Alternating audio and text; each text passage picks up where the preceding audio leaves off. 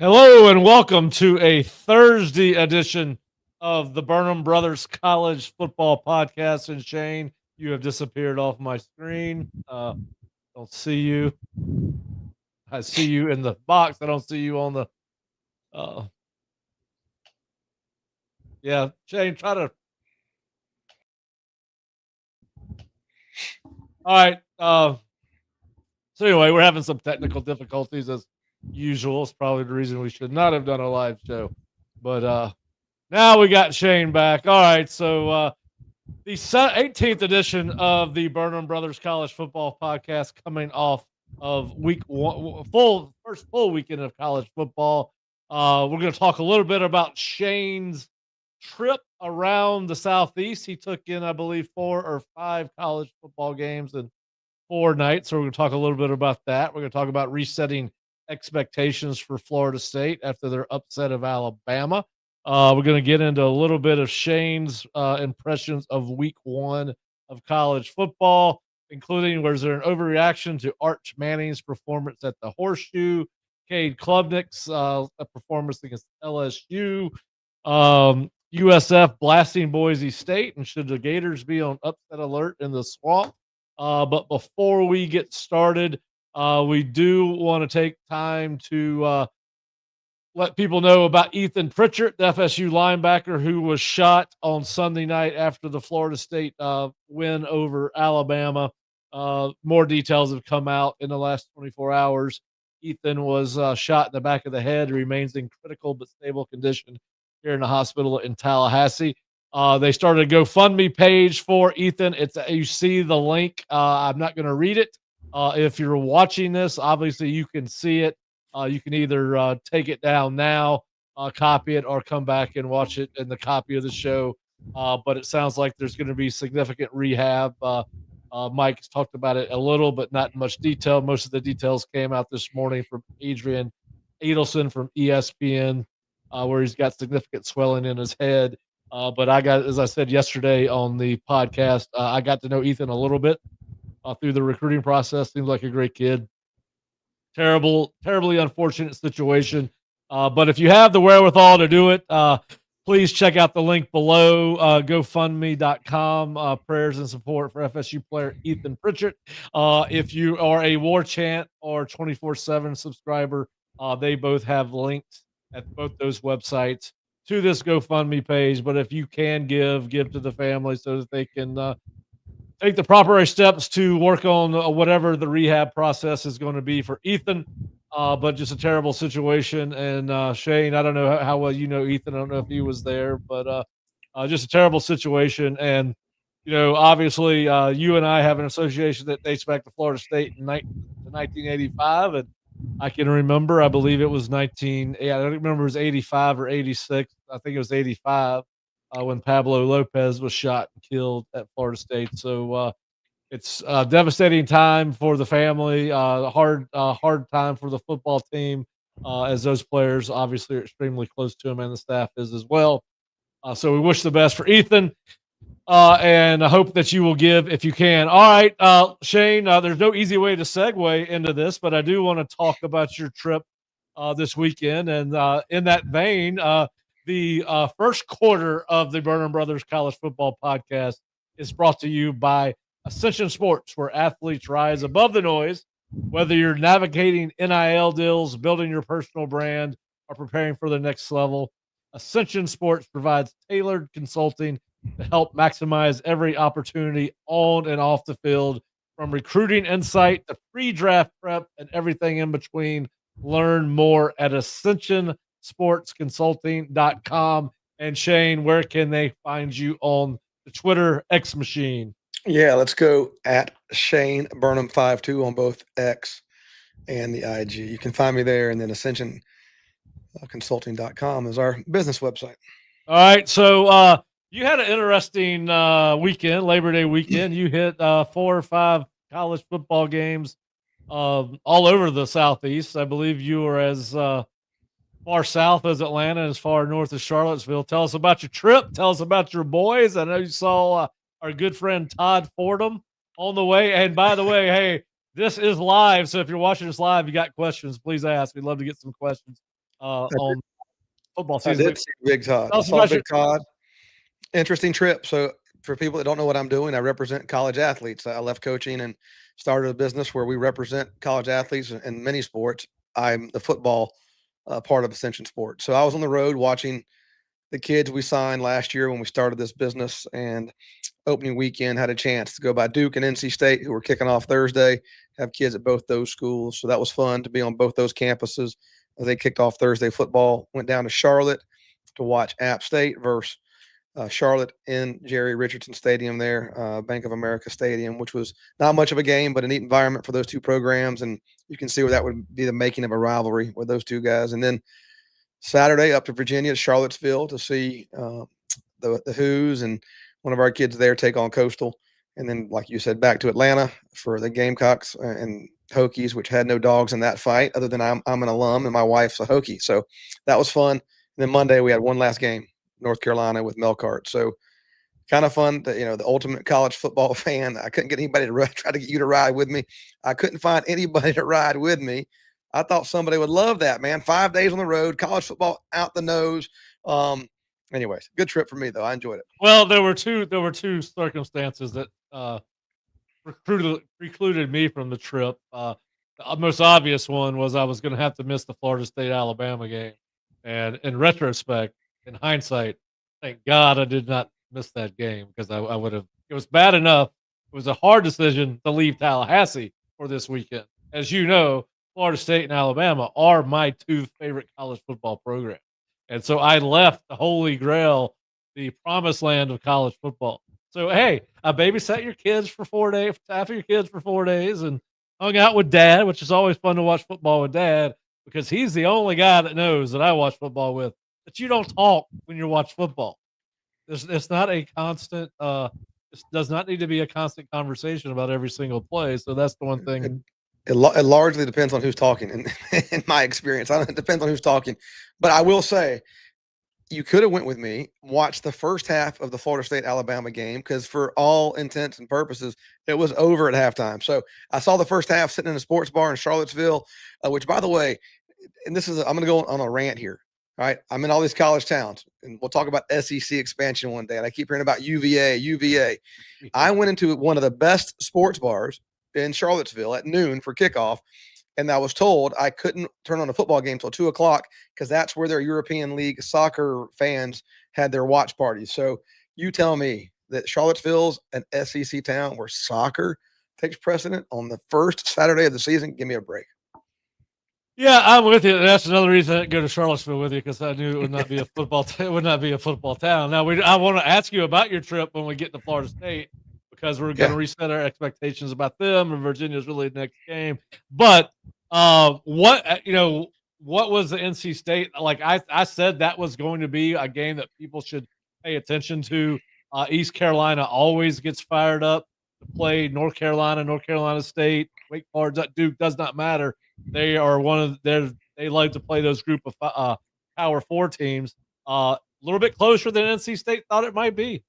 Yeah, I'll say this, and it's only the third game I'd ever been to this past Thursday as a fan. I went to 2 last year in our first year in this business. So it's interesting to see it from that perspective because you don't really pay attention when you're coaching and you're, warming up or whatever. So enjoyed the NC State environment, as a fan, great environment. Fans were fun, tailgate, all that. But on the football field, without having the benefit of really studying those guys, defensively, they've changed their defensive line. All right. They went defensive line and the front seven that you think of Dave Doran having over his career. I thought Sion, the defensive end, and there's 2 they took in as portal players, and they were disruptive. And I thought they were physical and sound on defense. Offensively, really disappointed in the way the quarterback played at NC State. I know he's young, but I thought the game was in hand. I thought NC State was well on their way, that kind of a controlling that game, and then gave up a big play, an explosive play, and a turnover, and that always is a bad recipe.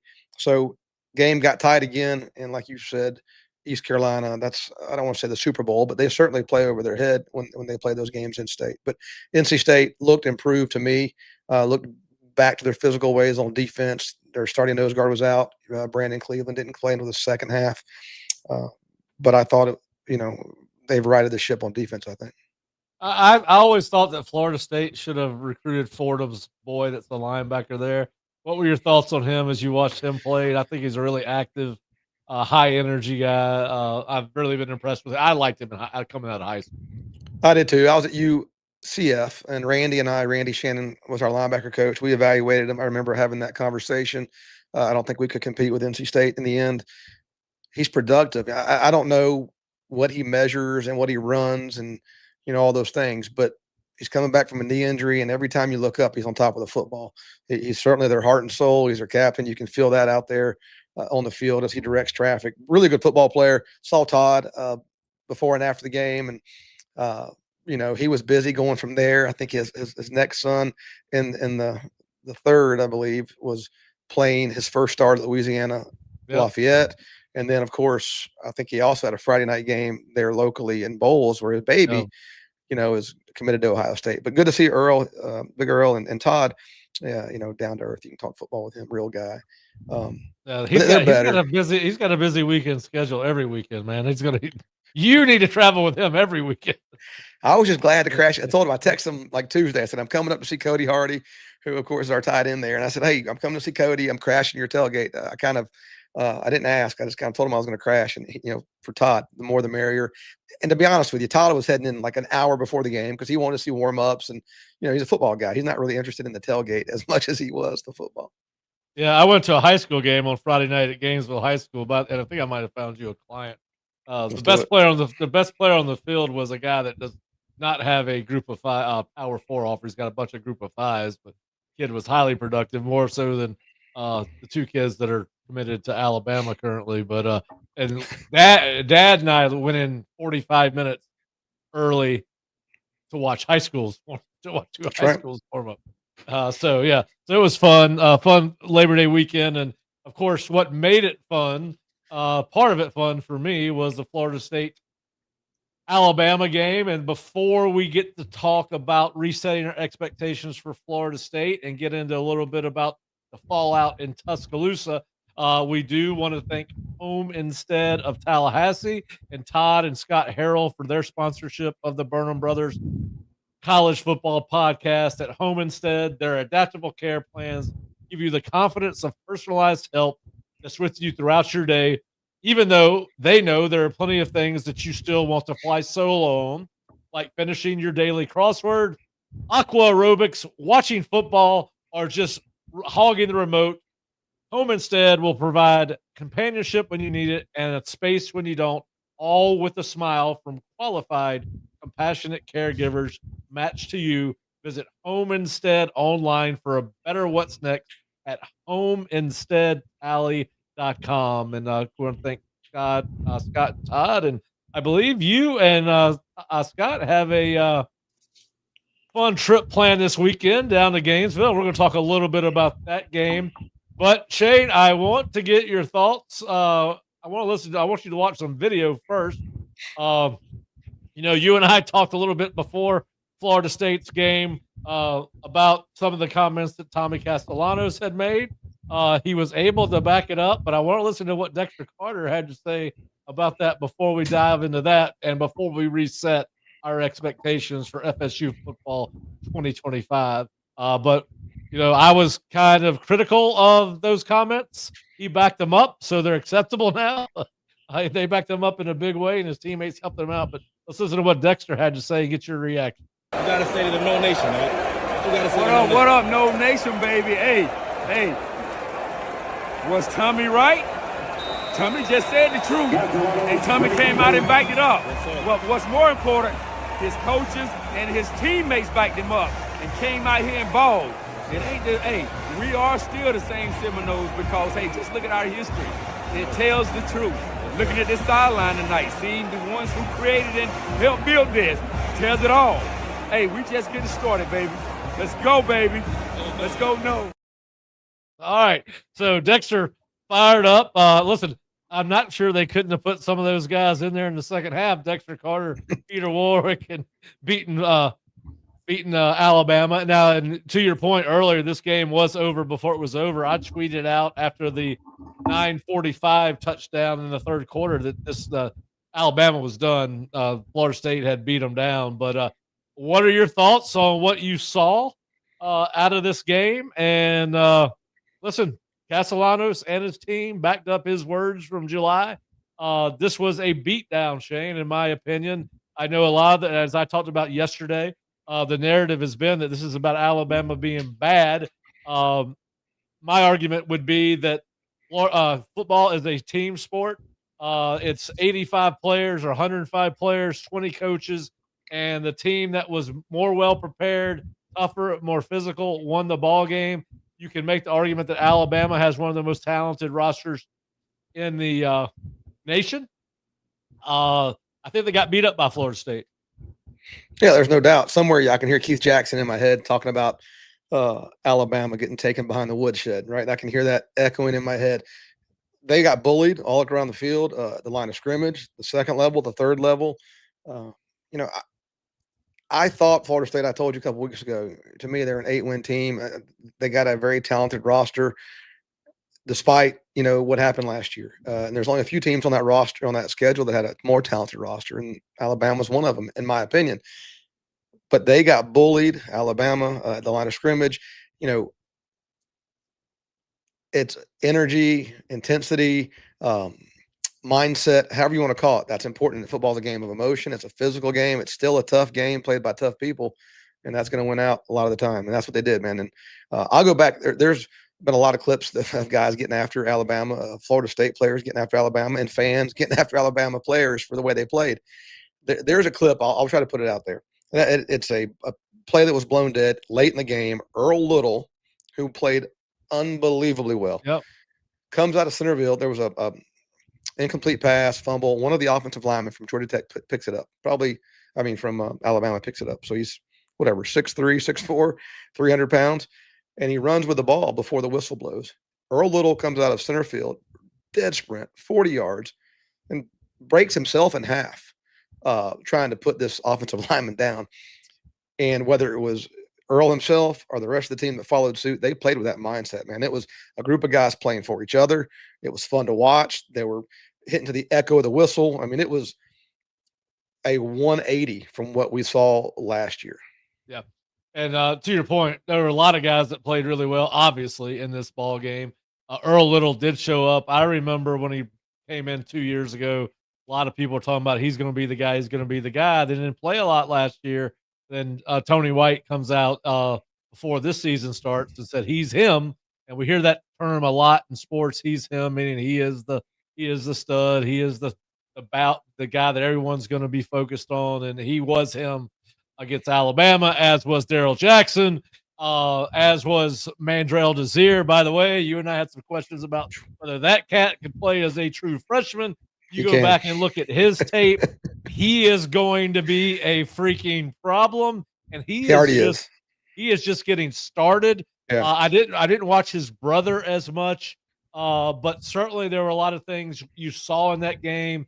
If you're a Florida State fan, I had some doubts after what I saw last year, and I've kind of taken everything that's been said by any coach or player or any member of the media with a grain of salt, right? You got to show me what you're going to do.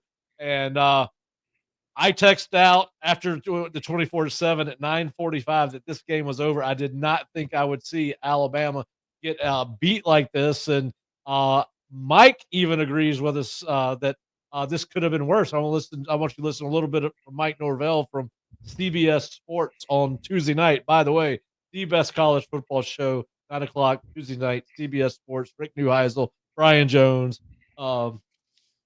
Aaron Taylor, Randy Cross, great show. But here's what in all reality, I thought that it was a dominant performance, but I was kind of pissed off we didn't win by more because we had our moment to be able to really to grow from that. And our team, we celebrate that win. I didn't play it down going into the game. We knew the stage. We knew the stakes that were into that in that moment, and we had to show up and play quality football. And I thought our guys did that. They embraced that challenge. But we left Saturday night. Everybody's excited. Everybody's passionate. We came back Sunday and went to work, and there was ownership to the mistakes that were made.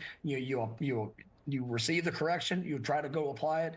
This morning we had practice, and I mean, you felt our team practice today, and it gives you a lot of confidence in what you're going to be able to accomplish if we'll continue to make those types of investments and the belief, because it's all earned. It's you grow confidence in the work, and these guys are definitely putting in the work.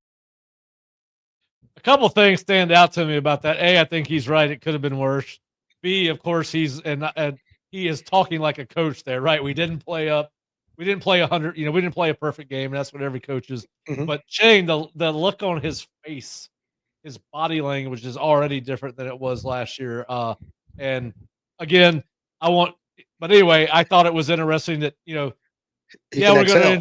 to, yeah, yeah. He can exhale. So I've told you privately, publicly, how I feel about Mike. I think he's an unbelievable communicator. I think he's going to win a national championship at Florida State. I said that back in my first year in 21. I did not expect this result. I didn't, but I thought he'd right the ship because he's so process driven and he's so consistent in what he does every day. And he's such a great communicator. So, we talked about that, what changes do you make in the offseason? Well, you add a drill here, you certainly change coaches that happened, but the way he operates, I don't think changes much. He's always been really great about the process. But yeah, huge sigh of relief. These coaches didn't know that was coming. You couldn't, right? I mean, you don't know what you got until you got there and play. You think you hope but they probably hoped that last year too, right? So you're always waiting to see what you got. But yeah, it was a resounding effort. And I think your first comment to me after the game was, "I told you he's the guy," and that was you told me in reference to Mike. And you've been a big believer in Mike since the day you started working for him, and or a big believer when you decided to leave and start your own business. But yeah, listen, happy for Mike, happy for the program, happy for the fans. And listen, I'm happy for me. I sat through last year and did a podcast 3 times a week talking about that team. That was unusually hard. Now, I'm not covering the team specifically anymore, but we are here in Tallahassee. It was fun to see, fun to watch. Go ahead. Yeah, it is fun. And you asked about expectations. I think you said, does this reset expectations? Yeah. I mean, even for me, who I had him at 8-4, right? Like at 8-4, okay. I'm sure it does for you based on, you probably did not feel as strongly, but yeah, it's the belief, right? Not just in the belief in that they beat Alabama. Sure. It's the belief in that Tommy went out there and, I'll do whatever, I'm with him. I think Juice Cryer might have had a great quote, like, strap me up if we're going to the moon, if Tommy says so. There's the belief, and that's powerful, man. So powerful. And then you got to stay healthy, and, the ball's got to bounce your way. But, kids are human too. And there's a belief now that's been instilled in them. And then I think the physical play, I think, again, I love some of the coach speak we're getting out of Herb Hand, culture play. Yeah. That last play that's what that is, a culture play. That's your identity on display.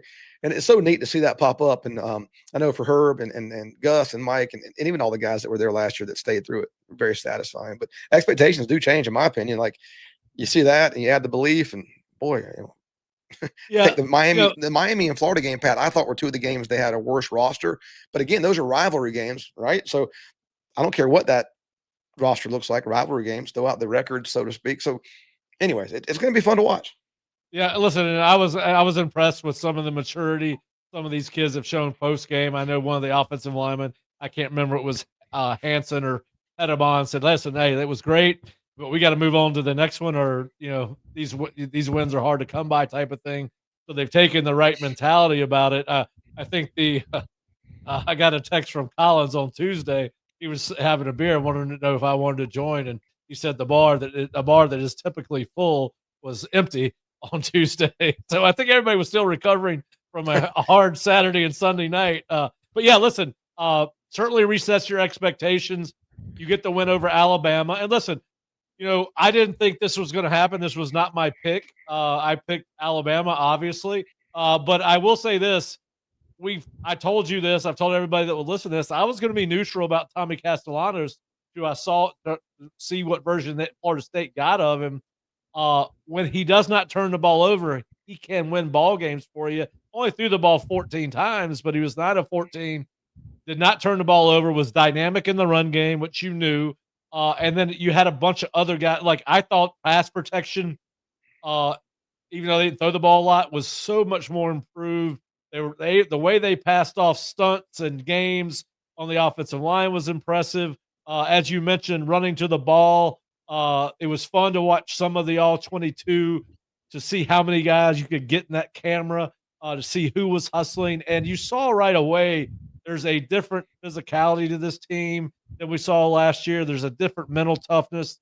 There's a different purpose. And whether that's Mike, which it partly is, of course, but certainly Herb. I remember, I think I told you, I know I've said it on this podcast before, and I know I've said it to friends.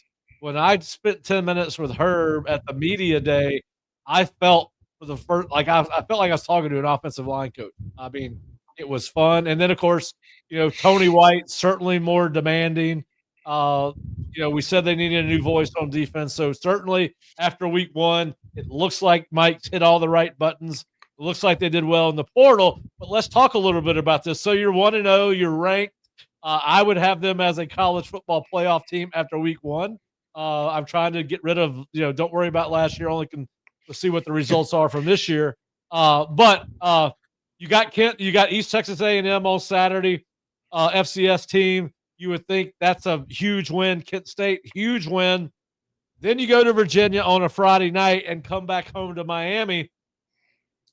Shane, there's a very real possibility this team is 4-0 heading into Miami. And as we all know, as talented as Miami is, Mario, even in the Notre Dame game, made some interesting game management choices. He did. But he got saved. He got saved in the first half, right? Got saved by the great catch, if I remember. But yeah. So we are sitting here talking about a Florida State team that is going to possibly be 4-0 heading into Miami. But I want to get your thoughts. You saw Virginia play in person. You told me off the record that you think this is a program that is stepping in the right direction in Tony Elliott's 4th or 5th season there in Charlottesville. It's a Friday night game. Charlottesville is a weird place to play. What are your thoughts on Virginia and what is really going to be Florida State's next challenge? And for this, we'll just call it their next P4 game. Yeah, I think the portal's so interesting. I was up at UVA's practice this past spring. I've known Tony for a long time and several guys on that staff, Keith Gaither and KD. But I was up there in the spring, really impressed, told Tony afterwards, just the way they operated and organizationally and the coaching that was being done. I was really impressed. And then going and seeing the product on the field last week versus Coastal, what they've done, they've really gone after size. There's measurables. I think if you look up front, they've done a really good job on the defensive side, getting in the portal, Kazim Moore from Elon, Jacob Holmes from Fresno State, a few others, got a guy from Alabama there. And then offensively, they bring in Chad Morris's son, right? And at quarterback, he's really efficient. He got hurt, banged up. We'll see how he responds. They got NC State this weekend, so we'll know a lot more about UVA. But just from, the setbacks he had to endure early, I think it felt like Tony's kind of got him on the right path, right? Size is there. They were deep. There's some depth at receiver. There's some depth at tight end. The one place I had some questions was their back end, just because they're so new and there were so many guys I wasn't familiar with in the back end. But I think Tony has done a great job there trying to develop culture. I hope he can get it done. That Friday night atmosphere, I'm assuming with a Florida State win, you're looking at a 50-50, right? If you've been to UVA, they don't draw great. A lot of Seminoles in that area. So I think Friday night, it might be a 50-50 FSU crowd. So yeah, but it's interesting, it's one of those games. You got to be careful. You got to make sure your mind's right and, you're ready to kick off at kickoff. Yep. Now, I want to ask you this. You've been in this situation. You've been at UCF. You've been at Rutgers. You've been at Iowa State. You've been at programs where you're going to play some teams that maybe don't match up with your talent level. Florida State and Mike Norvell have East Texas A&M and Kent State, FCS team, and then what was the worst team in Group of 5 last year in Kent State. What as a staff, how are they going to try to keep this team focused? How do you, are they going to, you as a coach, I know you're going to be worried about, are we going to go sleepwalk out there against East Texas A&M now, which they could probably do and win. But how do you navigate that as a coach? I think it's hard to get their attention. You got to be honest with kids. They watch the tape, they see it. And I don't know much about East Texas A&M, so I don't mean to disparage their roster, but Kids I didn't even see know that. it was a school. Neither did I, to be honest with you. But and Kent State the next week, I think that the message from Mike's going to be the process. The process. It's about us. It's about us. It's about us, and trying to keep the focus, which you always do. But whether it's playing Alabama or playing East Texas A&M, either side of that coin, opposite sides of the coin. I think it's about the process, process driven. Certainly as a coach, you feel like you probably can sleepwalk and win the game, but it's not about winning the game. You want to see the maturity of your team. How do they handle the success from Alabama? And certainly it's hard to keep the intensity. It's, the whole stadium feels different, right? But yeah, you're as a coach, I think you're looking to see their ability to block out the outside noise or lack of outside noise in this case, and about the opponent, and go be process driven and make plays. Hope you can get your starters. You're coming off a long camp, physical game. You'd love to get ahead on that clock next 2 weeks. Play a lot of young guys that you're going to need, as we come down the stretch, develop some depth down the stretch. So hopefully that happens as a coach. That's what you're wanting. And then more than anything, because you're superior on paper, and if your team is mature and does all those things, let's get out of that game injury free. Jordan Travis, right? That's a game that we were way better, in control, and just one of those freaky things. So that's football. That as a coach, that's where my mind goes. Is hey, the minute we get in control, let's sit these guys down and get some young guys some reps. Yeah, and based off what we saw against Alabama, the next 2 games should not really be contests. If you don't get tripped up at Virginia on a Friday night game away from home for the first time, it's always weird to play on the road. Then you get Miami. I don't care whether you win or lose the game. I mean, I care because I can't stand Miami. But win or lose that game, Shane, you follow that up with Pitt, Stanford, Wake Forest, then at Clemson, then a Virginia Tech team that does not look real good. NC State, I think that's on a Friday night. I could be wrong. And then Florida. I think that this team, I don't think it's really a hot take, because I don't think it's that on the edge. I think after watching this game, I think they're going to be a part of the ACC race. I think that's where I reset my expectations. I thought they were going to be middle of the pack after this game. I think they got a chance to be a part of the ACC race deep into the season and potentially put themselves in college football. Yeah, that might be the hot take. Can they be a college football playoff team? Because we've only seen them one game, and obviously they have to validate the Alabama win, and they won't be able to validate that win until at least Virginia or Miami. Yeah, Miami, Florida, again, they'll be up, whichever way it goes. That'll be fun just because the rivalry side of it. But those are 2 talented rosters. The line of scrimmage at Miami, I thought, showed up, obviously, versus Notre Dame, the way they ran the ball and played defense. Yeah, and then that'll be fun. But the roster at Florida State is so talented. It really is. I mean, it was talented last year. So they have a lot of great players there. Well, they got some good better assistant coaches this year. Nothing against the last guys, but listen, I've said it all along. Nothing against Alex, but Herb Hannon's an upgrade. I mean, you can't. And Mike got some help designing the offense with Gus, and Gus has always had successful offenses. So I don't think those are just facts. You can look at the numbers, go back and study what these guys have done over their careers. But yeah, so my big hot take is Florida State can make this interesting late in the season in the ACC and on the national landscape. Now they got to back me up and make me look like I'm not overreacting, but there's a lot of overreaction to week 1, including in Tallahassee and Tuscaloosa, Shane. And I want to get your comments on this, because it's even got Roll Tide Willie feeling not great about his Crimson Tide and Kalen DeBoer. Get some football players. Don't give a piss about nothing but the Tide. I don't give a piss about nothing. I don't even care about the Tide no damn more. Come on, Willie. All right, so we got Roll Tide Willie throwing Kalen DeBoer and Alabama out the window. Listen, there's been a ton of fallout. You and I said coming into this game that the coach that had the most pressure on him was Kalen DeBoer. He had the one result that he could not have, which was an ass kicking. There's reports by On3 that prominent boosters are very upset by what they think is an inexcusable drop off from what happened in the Nick Saban era, the lack of physicality, the lack of mental toughness, the lack of effort, which you see on that film, things that we saw from Florida State last year, and one of the things that led to the season they had. But this is Andy Staples and Chris Lowe reporting this. Two well-connected, respected guys.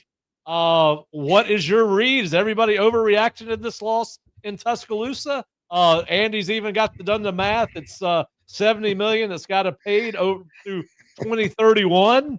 It's not a one-time lump sum payment. They got 7 years to pay it off if they want to get rid of him. I heard somebody today talk about the fact that they're not sure he's going to make it out of the month of September if he were to lose to Georgia. What is your take on the reaction in Tuscaloosa? Yeah, you're telling me that it's being reported by well-respected journalists that the booster group at Alabama is upset with Kalen and his staff. Water is wet, Patrick. No shit. Can I say that on my own You podcast? can. We're on shit. YouTube. Yeah. So we don't have a mute button. I mean, of course they're upset, and they're like anybody else. It's something to do with the result from Saturday. It's something to do with the way that loss looks because, that's optics or everything. It's something to do with the last 10 games where they've been 5-5. You never want to follow Nick Saban. Anything you do is wrong. That's why they gave him $70 million. Like all these head coaches, I think they all want to perform. They're not worried about the financial piece of it. They're all well compensated. Fire me, don't fire me. Kalen's going to be fine. It's the pride. It's the time spent, investing in the process that you want to have success for the kids and all those people that do support you. But yeah, I bet Kalen's not really worried about anything that's being said on the outside. He's so busy, got his hands full with his own team, trying to get practice planned. And, yeah, no doubt. I mean, they're upset. I always have said to you, I never think money's a problem. Whenever they were trying to fire Willie Taggart here, I think somebody called, you might have called me and said, they don't have the money, or, Jimbo at A&M, and it was $57 million. I don't ever think people care a lot about college football, as we all know. Alabama, they care more than most, right? And I don't think money's the issue. At the same time, Pat, that bar there is so high. I mean, it's such a high bar. Yeah, listen, when they went to super conferences, number one, I think he took on two monsters at one time, right? He's replacing Saban, and you introduce Oklahoma and Texas into your league, right? So, and now you're getting ready to go to a ninth conference game in 2026. So it just got that, and I said early, people are going to have to temper their and they're not. I know that, and you know that, but the reality of it is you should, because it is going to get more difficult to win at the college level if you keep expanding these conferences to where it's the best of the best in one conference, right? And so now, Florida State's obviously a historic program in college football, and they surprised Alabama, but I think it was the way it looked, and I think that's what's got people upset. The optics, and we talk about how optics matter now more than they ever have before. The optics of how Alabama got beat. Listen, they got ULM this weekend, then they got Wisconsin at home, then they go to Georgia. I think he's got to come out at least 2-2 out of the month of September. They got Vandy after that at home, Missouri, Tennessee at South Carolina, LSU at home, Oklahoma at home, Eastern Illinois at home, then at Auburn. All right, listen, I think it's a little bit of an overreaction to think that Kalen DeBoer is not going to be back next year. I think it's hot in Tuscaloosa right now. Sure. But I think they better, even in a loss, they better play better, right? But yeah. So anyway, I want to get your take on Roll Tide Willie and the Tide's reaction to this loss. I think it's especially hard. We came in and followed Scott Frost with Heupel at UCF, undefeated season, had beaten Auburn 13-0, national champs, all that stuff, and there was a lot of belief that Frost had built up in 2 years, just like Saban had built up a ton of credibility. So anything you do as a new staff, Kalen, so it's hard enough to come in and establish your culture anytime, even when you're following a fired staff. But when you follow Nick Saban, and anything you do is going to be scrutinized if it's one iota different. And I'm sure Kalen's gone in there and he's been himself, right? I think he's a confident guy and believes in who he is. And he's been probably held to his own beliefs. And philosophies, but at the same time, they're getting questioned. Everybody in that building is looking at you, the janitor, the coach, the secretary. But we didn't do it this way before. So just really difficult. And yeah, again, I don't feel for him because he's well taken care of. But yeah, that's what he's up against. Yep. And listen, he's a good football coach. He's won big everywhere he's been, right? So you got to think if he's given the time and allowed to establish himself his own way, his own program. And I told you the other day, sometimes I wonder if there are too many hangers on from the old staff around, right? They kept the strength coach, Ronnie McKeefery, who had been a strength coach at Fresno State and Washington, is a special assistant to the head coach. He's not the strength coach. And I'm not saying that, I'm just saying that maybe he should have put his own people in place. I'm not going to sit here and be an Alabama expert, but I do wonder about that sometimes. And then you and I have talked about, hey, why is Saban's office in the stadium? I mean, work from home, work out of the president's office, Yes. wherever he is located. But that is a huge constant presence, and you're literally Yeah. in a shadow. You're literally standing in a shadow every day. Literally, yeah. That's tough, man.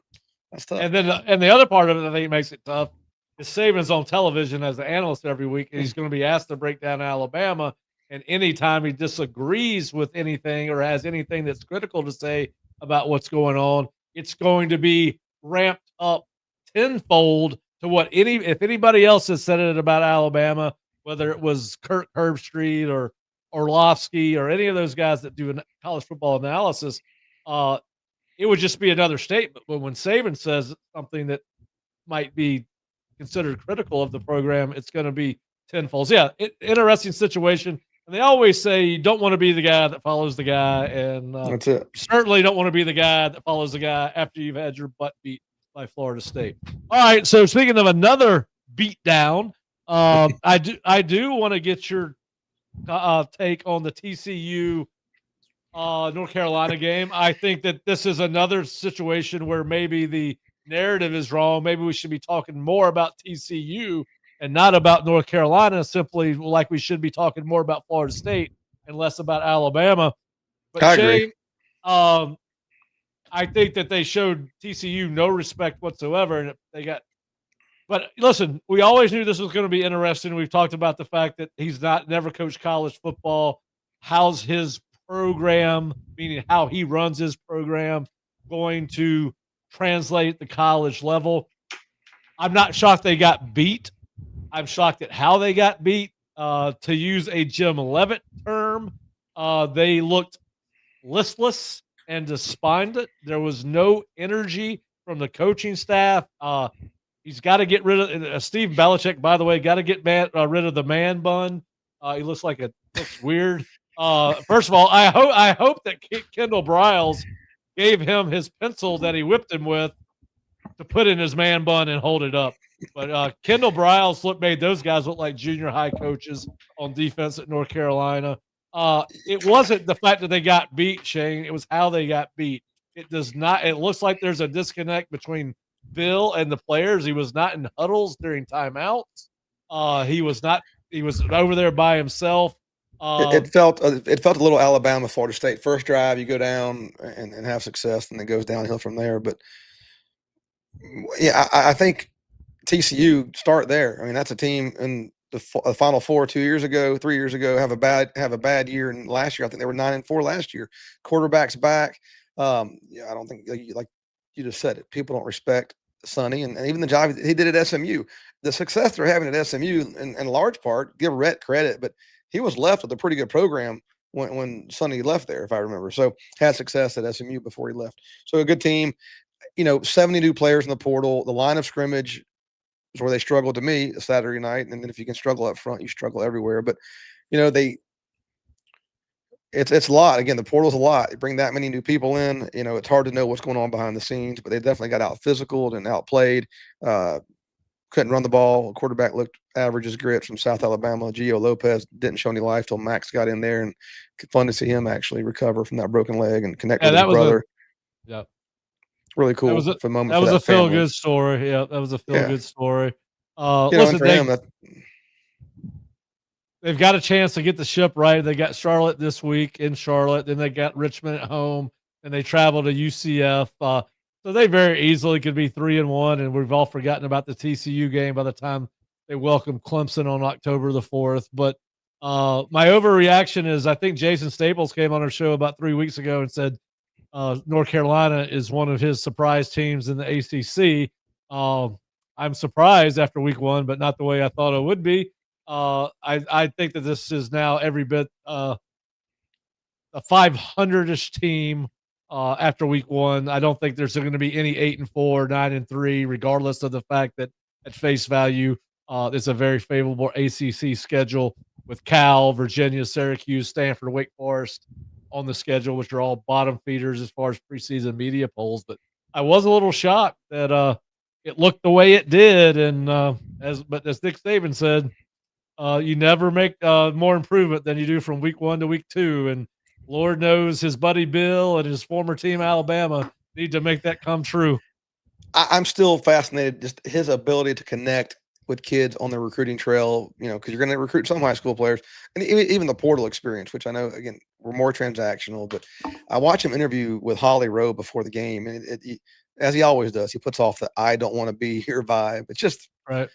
I'm just, again, recruiting is the name of the game, whether you're doing it with NIL or you got to connect. So that's the most fascinating piece to me is you're not drafting kids anymore. You're recruiting them. So. Yep. All right. Arch Manning, we talked about this beforehand. He was never going to be able to live up to expectation, even if they had beat Ohio State. They did not beat Ohio State, and Arch did not look good. I don't know is the blame on Arch? Is the blame on Sarkisian? Does the credit go to the Ohio State defense and what Matt Patricia did? I know there's a lot of pundits talking about or really not pundits, college just football experts in general that said that Patricia did a great job of disguising coverages and confusing Arch. I have not seen the all-22 tape of that game, so I have no idea.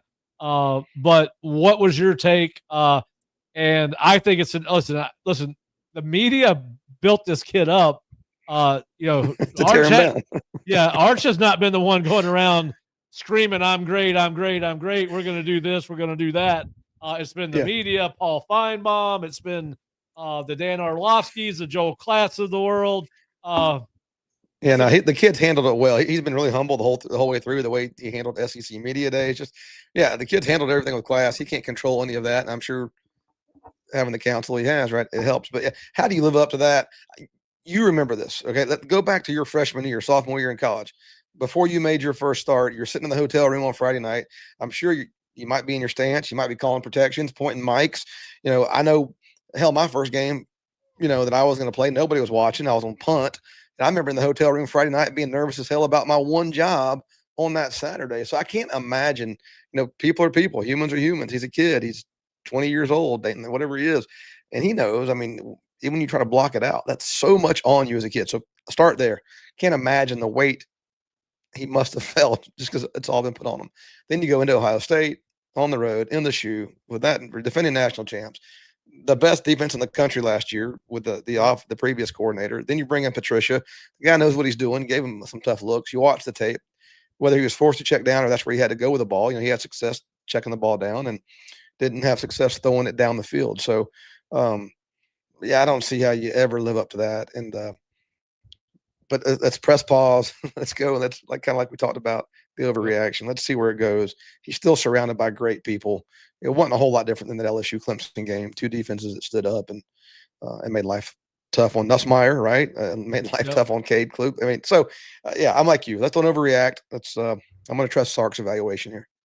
Yeah, I am too. And listen, I think he had again between the expectations and who they were playing and where they were playing them.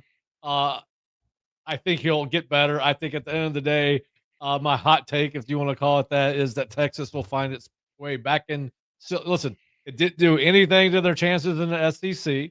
And if they take care of business in the SEC and end up in the championship game or one of the top 4 teams in the SEC, they're going to end up in the college football playoff. Whether Arch ends up in the Heisman conversation, I really don't care. But I do think he'll have better football headed his way. as he gets to used to carrying the burden of being the starting quarterback at Texas and getting all the attention that he's going to get. I do want to talk about USF and Boise State as we get ready to talk about Florida and Boise State. But what else to you stood out in week 1 of college football? Your boys at Iowa State are on a roll. They look legit after a beatdown.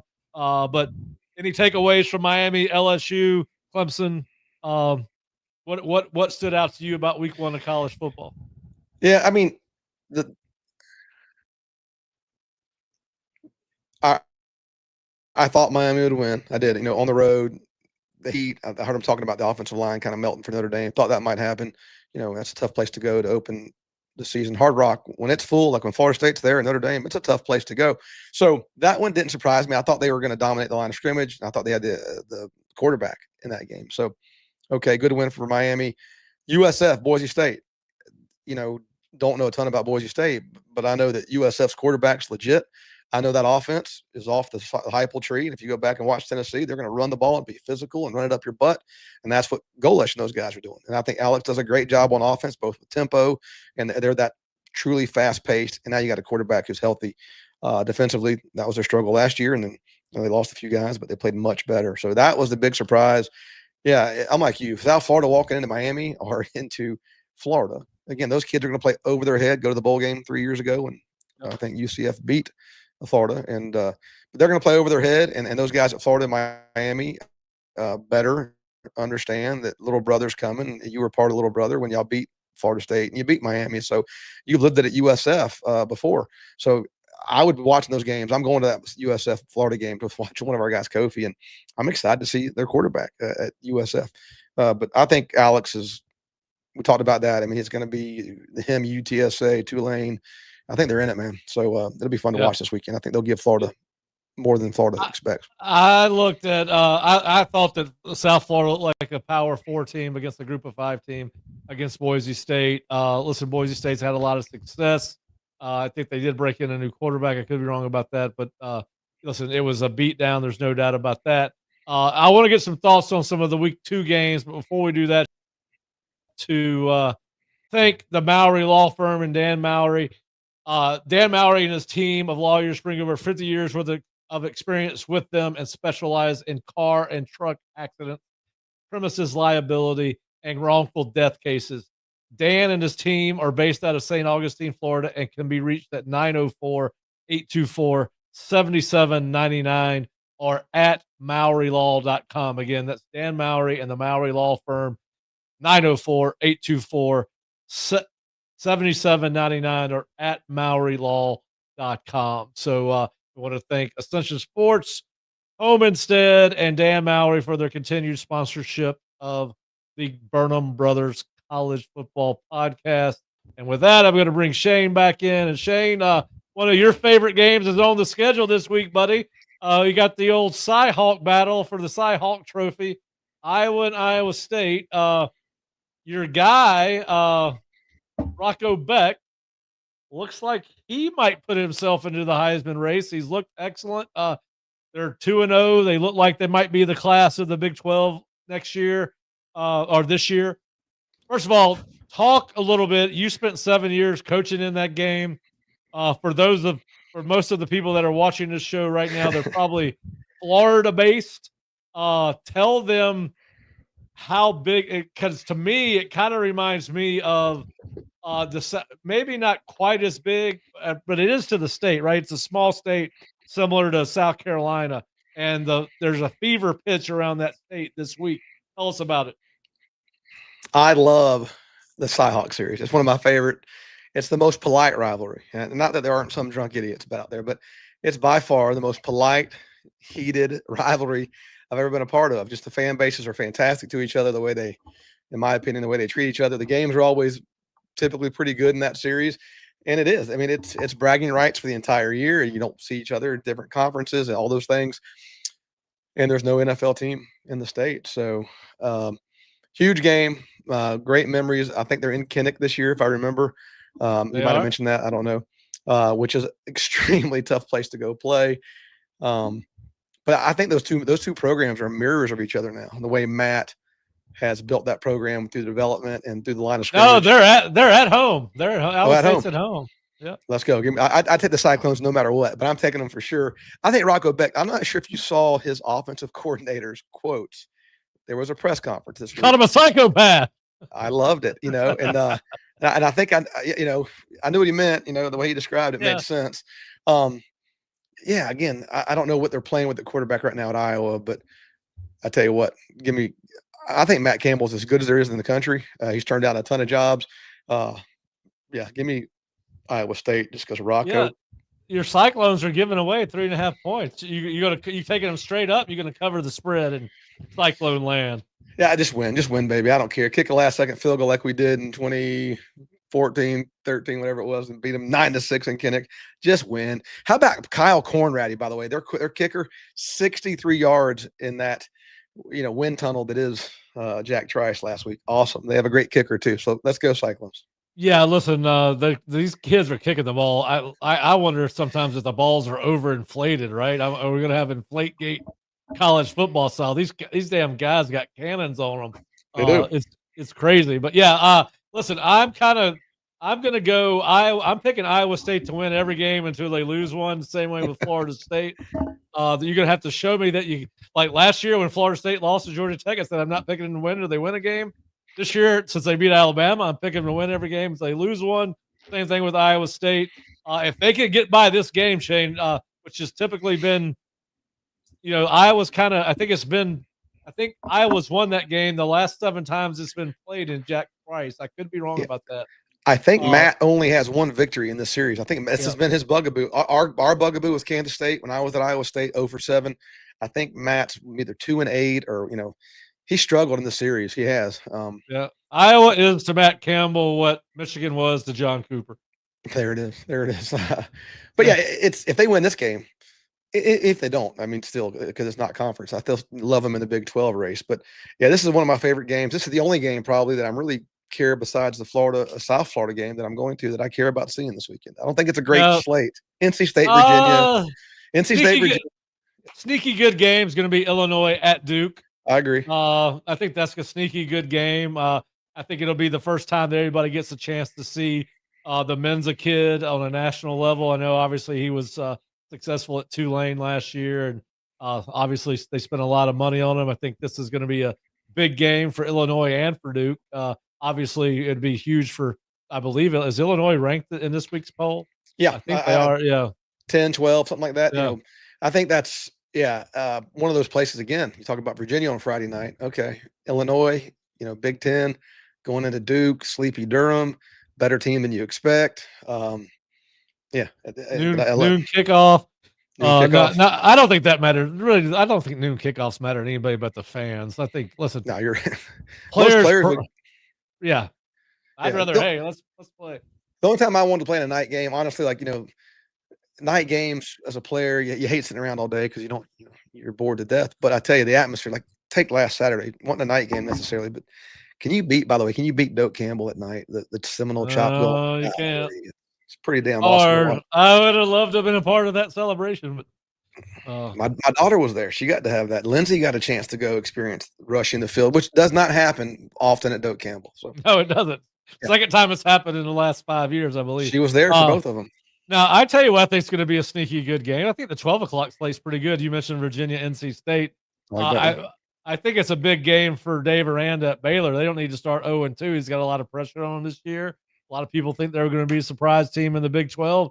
They got the ACC SMU Mustangs. They got to go up and play the Pony Express and Rhett Lashley.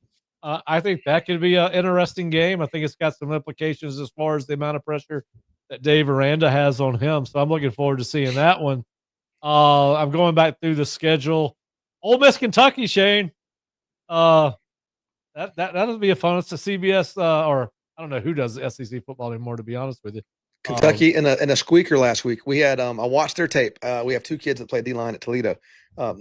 So watched Luce and Avery perform versus Kentucky. It gave them all they wanted, Pat. So I think it was a really tight ball game for much of the way. Well, I got one that I think is going to be interesting just because of all the conversation about it. And let's get into that a little bit. Oklahoma State and Oregon.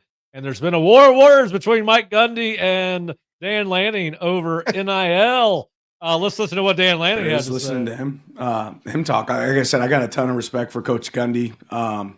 Ultimately, how blessed are we to be in a place that's invested in winning? If you want to be a top 10 team in college football, you better be invested in winning. And we spend to win. Some people save to have an excuse for why they don't, right? And ultimately, like, he's a great coach. They've done an unbelievable job, but I want to be a team that's competing at the highest level. And we're really fortunate to be in that situation. So I can't speak on their situation. I have no idea, what they got in their pockets over there. I'm sure UT Martin maybe didn't have as much as them last week, and they played. So we'll let it play out. All right. So obviously, I like Gundy. Gundy's always stirring the pot, which makes him fun. I like guys that are snarky, smart Alex, smart asses. That's my comfort. It's my comfort zone. I like people that are going to say things to stir the pot and get people going, and he did. Listen, I think maybe he's just being honest. Maybe he's just being honest. Yeah. Well, to put this in context, what Mike Gundy said was that essentially that Oregon has a payroll of somewhere around $30 to $40 million.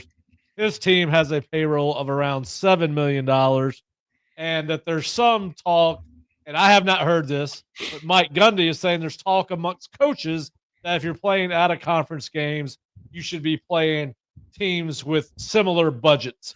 But to Dan Lanning's point, yeah, that's real. They did play Oklahoma State did invite UT Martin, who probably spends less than $500,000 on its team, if that.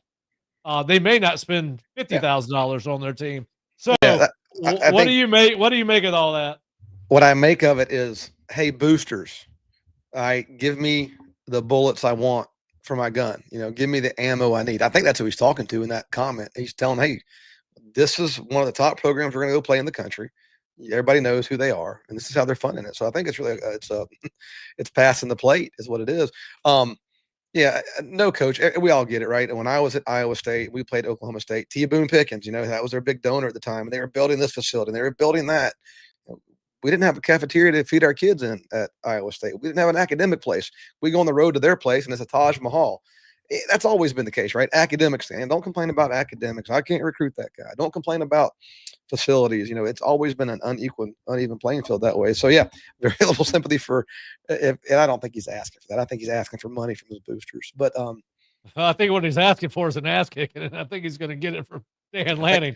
He was probably getting it anyway. Yeah, I don't know if that changed anything. But don't you think he's just talking to his booster, saying, "Hey, listen, this is what you want to be. Well, this is and there's truth to that. I mean, he's I don't know if that's the most effective way to get it, but there's truth to that.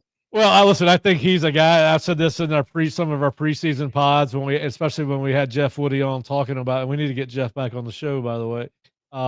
We're talking about the Big 12, and I said I think that Gundy, there's probably going to be two head coaches who are not going to come back, and I think Gundy's going to be one of those guys. And I think this is just, as much as it might have been about him wanting to get more money from his boosters, I also think it's just more of him expressing his frustration where the sport is heading, and that they are going to be just significant discrepancies between the haves and have-nots, like there always has been. Always has been, right?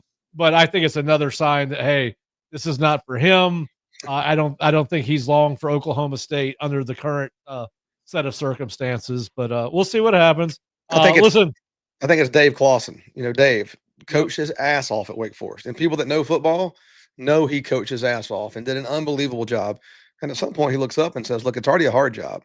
Now it went from being a hard job before at Wake because you weren't well resourced, or in this case, you're comparing Oklahoma State to Oregon." But yeah, I think he finally said, "This I can't. I mean, it's not a fair fight." So yeah, but it's like you said, it hadn't been a fair fight for a long time in many cases.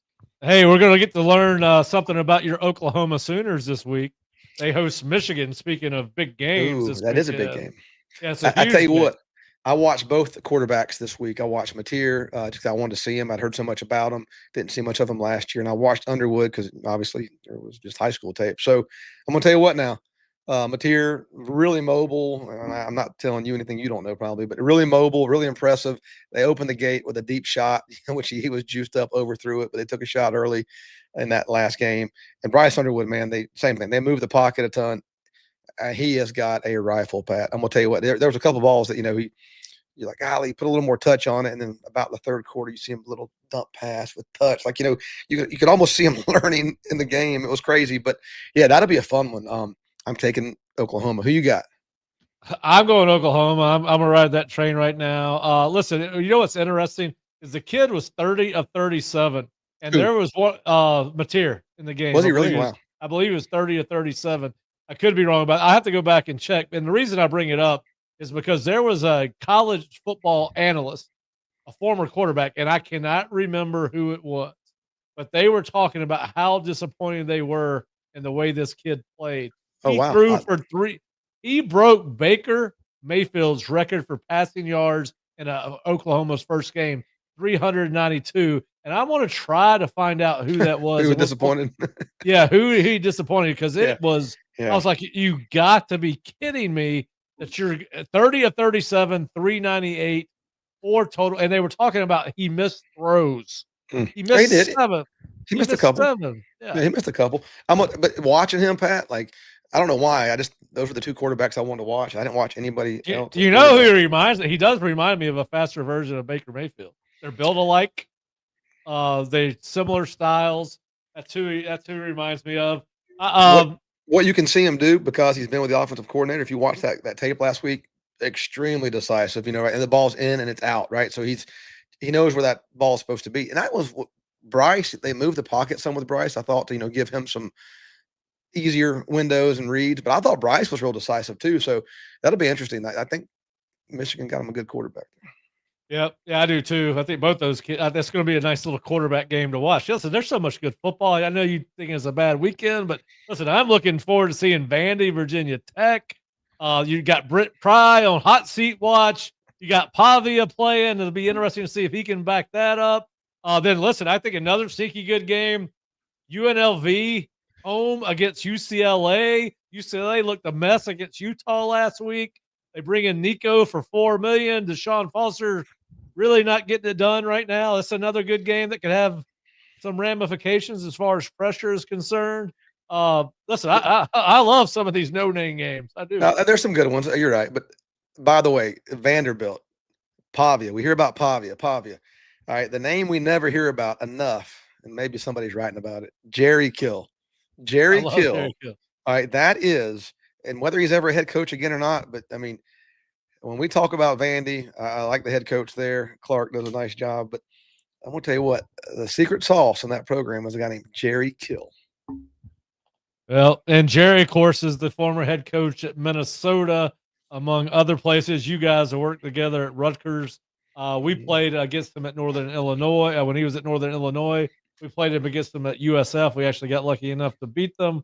That was 2009 Toronto Bowl.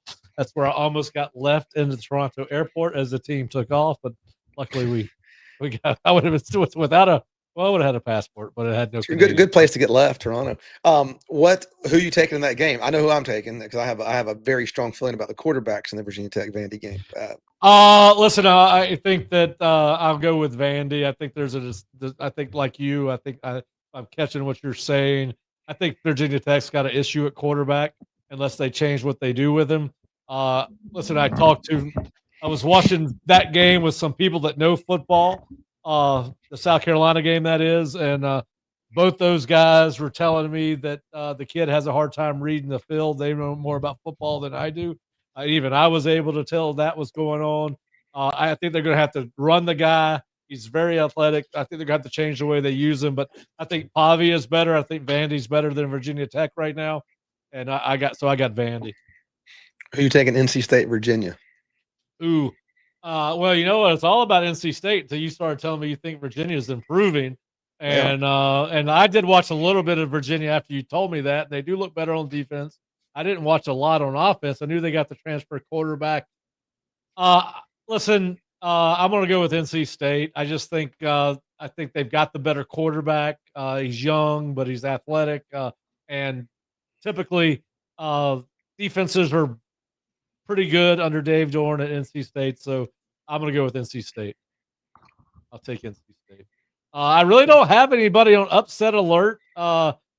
maybe Arizona State going to take on the Cowbells at Mississippi State, and what looks to be, at least at face value, in one game, an improving program in Starkville under Jeff Lebby in year 2. If I I'm know Jeff, I want that game kicked off at noon, Pat. What time is that game kicking? Do we know? 7:30 p.m. That doesn't play into my hands. Those boys are awake now. I want a noon kickoff. I'm sure Kenny wouldn't agree to that, but yeah. Well, listen, Arizona State's had the Cowbells out at practice all week. Kenny's interesting fellow. We got to talk more about Arizona State. We probably need to get somebody from out there on the show, but I really don't have anybody on really upset alert. I can see UNLV beating UCLA. Now, that would not be an upset to me. It's only a 2.5 point spread. I think the upset of the week, if there were to be one, would be South Florida over Florida, and I think there's a reason to think. I think it's going to be within the spread. I don't think it's going to be 17.5 points or more. I take them to cover. I would take them to cover South Florida. Yeah. And listen, they're going to go in there with some momentum and some confidence. And I do think, I told JP yesterday, and I think you played on teams where you knew when you were playing well, you knew when you were hot, and I think it I think it can go from one week to the next. And so, yeah, I think it's going to be a much tighter game than most people think. Yeah, I'm excited. I'm not pulling for USF, but I do like to see underdogs go in there and win. You can't pull for USF. You have a client at Florida. That's correct. And you're going with a Florida booster, and you're sitting in a Florida box.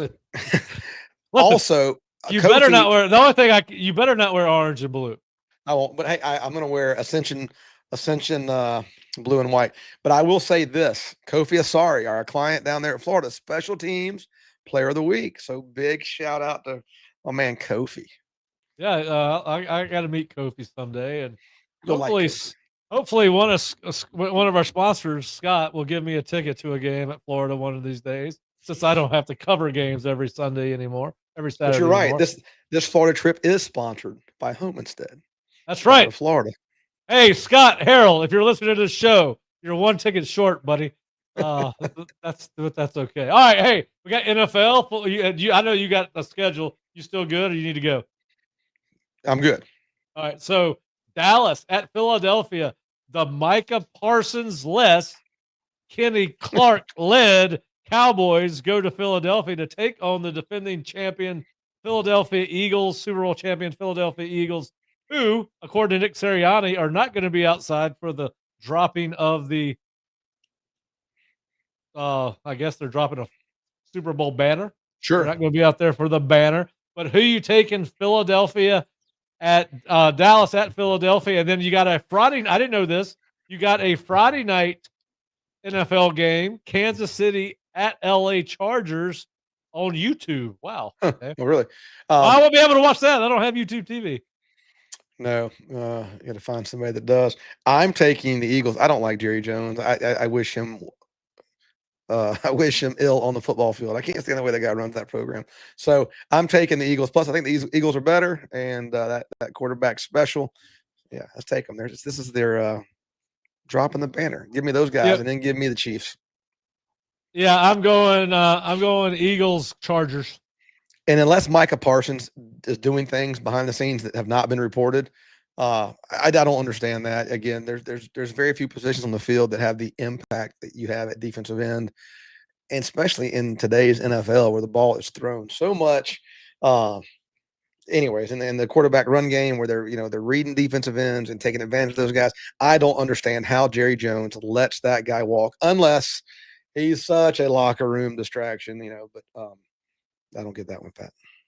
I think that there's some things going on behind the scenes that probably led to that. I don't think the quarterback and Micah got along. I think that's a huge problem in the NFL. But yeah, I was on a show with the Dallas guy last week, Tim Ham with JP's network, and he's based out of Dallas, and he indicated that there were some things going on behind the scenes. But listen, one final thought before we go, and it's on the pro football front. So I was watching a clip from the McAfee show yesterday, and apparently the Red Zone's going to feature full-length commercials this year That's how I watch most of my pro football, in part because I don't have the NFL package, nor do I want it, but mostly because I get to see most of every game that I want and I don't have to sit through commercials. And now I'm just not going to watch pro football. I'm not familiar with Red Zone, but I'm assuming you're telling me it was advertisement free all this It time, was. or there was something floating in the corner, or pitcher in pitcher type stuff, like when you watch golf or NASCAR and they do the No, they don't never. it's They not never it's went to not going to be commercial. that. He might disappear from the screen because they had the quad box and there was no place for him to go. But 7 to 8 hours, nothing but football. Whether they're in the red zone, whether they're on the 50, they change the rules where you can show third down plays or coming out. This is the guy that never uses the bathroom, right? Scott Hansen. Well, at least he gets a bathroom break now. So good for this guy. His bladder is thankful for ESPN. Now, I do think you can buy a package for $14 a month where you don't have to sit there and watch commercials. But I'm not going to do that either. But they're gonna. What my concern when ESPN was taking this over was that they were going to try to do something to ruin the show, and this is exactly what the hell they're doing. But anyway, I'm disappointed by that news. But anyway, all right. Well, listen. We want to thank Ascension Sports and Shane for their sponsorship of the show. And we want to thank Scott Harrell and Todd Harrell and Home Instead of Tallahassee, as well as Dan Mowry and the Mowry Law Firm. But also, again, continued prayers for Ethan Pritchard at Florida State, the linebacker who was shot in the head over the weekend. If you're watching the screen right now, if you're watching this live or taped, I do have the GoFundMe link up on the screen right now. And they've raised over $89,000 this week for Ethan. But if you have the wherewithal, whether it's $25, I know somebody gave $5,000 earlier today. But if you have the wherewithal, please try to help Ethan and his family, and hopefully we'll be getting an update and a positive update from Mike Norvell or someone from Florida State in the near future. Shane, I don't know if we'll do a show tomorrow. We'll take that out, but we covered a lot today.